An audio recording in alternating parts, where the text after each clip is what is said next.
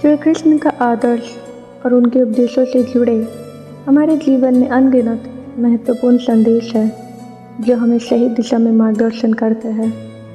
एक ऐसा महत्वपूर्ण संदेश जो हमें उनके जीवन में मिलता है वह है, जब हर कोई विश्वासघात करे तो क्या करे। इस उदाहरण से श्री कृष्ण हमें कुछ महत्वपूर्ण सीखने का अवसर देते हैं जो हमारे जीवन में सफलता की दिशा में मदद कर सकते हैं। विश्वासघात एक ऐसा कार्य है जो किसी के लिए भी हानिकारक हो सकता है, चाहे वो व्यक्तिगत या पेशेवर जीवन हो। इसका मतलब है कि जब कोई हमारे विश्वास को ठेस पहुंचाता है या हमारे साथ धोखा करता है तो हमारे जीवन में कठिनाइयाँ आ सकती है। लेकिन श्री कृष्ण का संदेश है कि हमें इस पर आत्मनिर्भर और मजबूत बने रहने का अवसर देखना चाहिए। इस लेख में हम देखेंगे कि श्री कृष्ण का यह संदेश हमें हमारे जीवन में कैसे लागू हो सकता है और कैसे हम अपने आत्मविश्वास को सुधार सकते हैं। हम श्री कृष्ण के उदाहरण के माध्यम से जानेंगे कि कैसे हम अपने जीवन को एक पूरी तरह से नए दृष्टिकोण से देख सकते हैं और आगे बढ़ सकते हैं। श्री कृष्ण का यह संदेश हमें ध्यान और समर्पण के महत्व को समझाता है। जब हमारा विश्वासघात होता है तो हमारे प्राथमिकताएं और लक्ष्य भूल जाते हैं, लेकिन श्री कृष्ण हमें याद दिलाते हैं कि हमें अपने मार्ग पर ध्यान केंद्रित रखना चाहिए। हमें अपने लक्ष्य के प्रति समर्पित रहना चाहिए, चाहे कुछ भी हो। श्री कृष्ण के जीवन से हम जानते हैं कि वे एक महान योद्धा और गुरु थे। वे अपने आदर्शों के साथ अपने कर्मों में समर्पित रहे और अपने धर्म का पालन किया। इससे हमें यह सीखने को मिलता है कि ध्यान और समर्पण के बिना हम किसी भी क्षेत्र में सफल नहीं हो सकते हैं। श्री कृष्ण ने अपने जीवन में ध्यान का महत्व समझाया है। उन्होंने अपने शिष्य अर्जुन को भगवद गीता के माध्यम ध्यान के महत्व के बारे में शिक्षा दी है। उन्होंने बताया कि ध्यान के बिना कोई भी कर्म सफल नहीं हो सकता। ध्यान व्यक्ति को उनके लक्ष्य की प्राप्ति में मदद करता है और उन्हें उनके कार्यों में सफलता प्राप्त करने में मदद करता है। समर्पण एक महत्वपूर्ण गुण है जो हमें अपने उद्देश्य की प्राप्ति में मदद करता है। जब हम किसी कार्य को समर्पित दिल से करते हैं तो हमारा मानसिक और भावनात्मक स्तर हमारे कार्यों को पूरी तरह से समर्पित कर देता है। श्री कृष्ण की जीवनी से हम देखते हैं कि वे अपने कर्मों को पूरी तरह से समर्पित थे। वे अपने धर्म के पालन करते थे और अपने कर्मों में समर्पित रहते थे। इसके फलस्वरूप उन्होंने अपने कार्यों में महान सफलता प्राप्त की। समर्पण का मतलब है कि हमें अपने कार्यों को सिर्फ फिजिकल रूप से ही नहीं बल्कि मानसिक और भावनात्मक रूप से भी समर्पित होना चाहिए। हमें अपने कार्य पूरी तरह से उत्सुकता और निष्ठा के साथ करना चाहिए। समर्पण के बिना हम किसी भी कार्य में सफल नहीं हो सकते। हमें अपने उद्देश्य के प्रति समर्पित रहना चाहिए और उन्हें पूरी तरह से प्राप्त करने के लिए समर्पित रहना चाहिए। श्री कृष्ण का संदेश हमें यह भी सिखाता है कि हमें अपने आत्मविश्वास को मजबूत बनाना चाहिए। जब हमारा विश्वासघात होता है तो हमारा आत्मविश्वास कम हो जाता है और हम अपने कार्यों में संदेह करने लगते हैं। श्री कृष्ण के उदाहरण से हमें यह सीखने को मिलता है कि हमें खुद पर विश्वास करना चाहिए, चाहे दूसरे लोग हमारे खिलाफ हो या हमारे विश्वास को ठेस पहुंचाए। हमें अपने कौशलों और क्षमताओं पर विश्वास रखना चाहिए और खुद को सामर्थ्य मानना चाहिए। श्री कृष्ण के जीवन से हम देखते हैं कि वे एक महान योद्धा थे और उन्होंने अपने आत्मविश्वास को कभी नहीं खोया।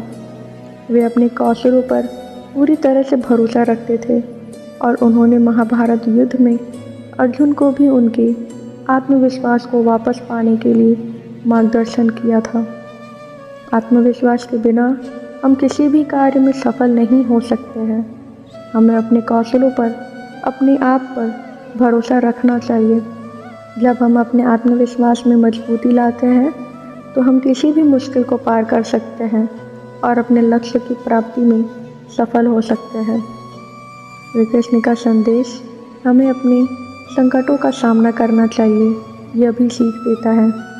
जीवन में संकट और मुश्किलें हमेशा आती रहती है, लेकिन हमें उनका सामना करना चाहिए और उन्हें पार करना चाहिए। श्री कृष्ण ने भगवद गीता के माध्यम से अर्जुन को उनके संकटों का सामना करने के लिए प्रेरित किया। अर्जुन ने महाभारत युद्ध के आगे खड़े होने में संकट महसूस किया था, लेकिन श्री कृष्ण ने उसे युद्ध के लिए तैयार किया और उसे संकटों का सामना करने के लिए प्रेरित किया। इससे हमें यह सीखने को मिलता है कि हमें अपने संकटों का सामना करना चाहिए और उन्हें पार करने का चेष्टा करना चाहिए। हमें अपने मानसिक स्थिति को मजबूत रखना चाहिए और संकटों को पार करने के लिए समर्पित रहना चाहिए। श्री कृष्ण का एक और महत्वपूर्ण संदेश है कि हमें संघर्ष का सामना करना चाहिए। जीवन में संघर्ष हमेशा होता है और हमें उसका सामना करना चाहिए बिना हार माने। श्री कृष्ण ने अपने जीवन में भी कई संघर्षों का सामना किया। उन्होंने महाभारत युद्ध में धर्म के पक्ष पे खड़े होकर संघर्ष किया और उसे जीता। इससे हमें यह सीखने को मिलता है कि हमें अपने संघर्षों का सामना करना चाहिए और बिना डरे उन्हें पार करना चाहिए। संघर्ष हमें मजबूत बनाता है और हमें अपने लक्ष्य की प्राप्ति में मदद करता है। इसके बिना हम कभी भी सफल नहीं हो सकते। संघर्ष हमें अपने कौशलों को सुधारने का अवसर देता है और हमारे सामर्थ्य को बढ़ाता है। श्री कृष्ण का संदेश यह भी है कि हमें सहानुभूति और करुणा का अभ्यास करना चाहिए।